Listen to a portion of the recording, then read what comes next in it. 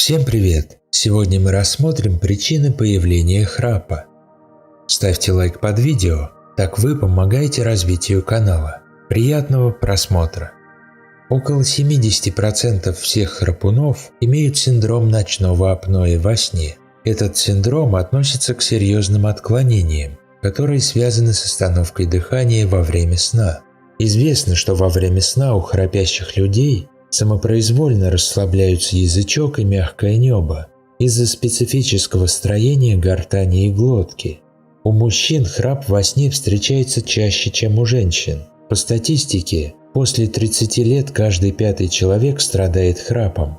При храпе в легкие поступает меньше кислорода. Это ведет к временной гипоксии, повышению частоты сердечных сокращений и скачкам артериального давления. Самой простой причиной храпа может стать неудобная поза во время сна.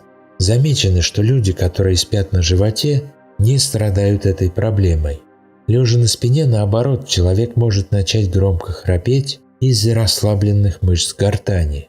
Причинами громкого храпа могут быть искривление носовой перегородки, увеличение миндалин, полипы в носу и избыточный вес. При избыточном весе мягкие ткани сдавливают гортань, поэтому чем больше подбородок и лишнего жира возле горла, тем громче будет храп. Когда поток воздуха проходит через суженные дыхательные пути, то возникает непроизвольный храп во сне. Стенки глотки при этом соприкасаются и начинают вибрировать. При врожденной узости носовых проходов, удлиненном небном язычке и некоторых нарушениях прикуса у человека также может возникать храп во время сна. Еще одной причиной может быть нарушение работы щитовидной железы. Стоит отметить, что с возрастом вероятность возникновения храпа увеличивается. Также причинами храпа могут быть курение, недостаток сна, менопауза у женщин, хроническая усталость и прием некоторых снотворных препаратов.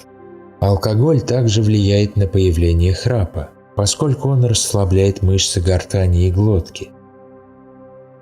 Надеюсь, это видео оказалось для вас полезным. Ставьте лайк и обязательно подписывайтесь на канал. До встречи в следующем ролике.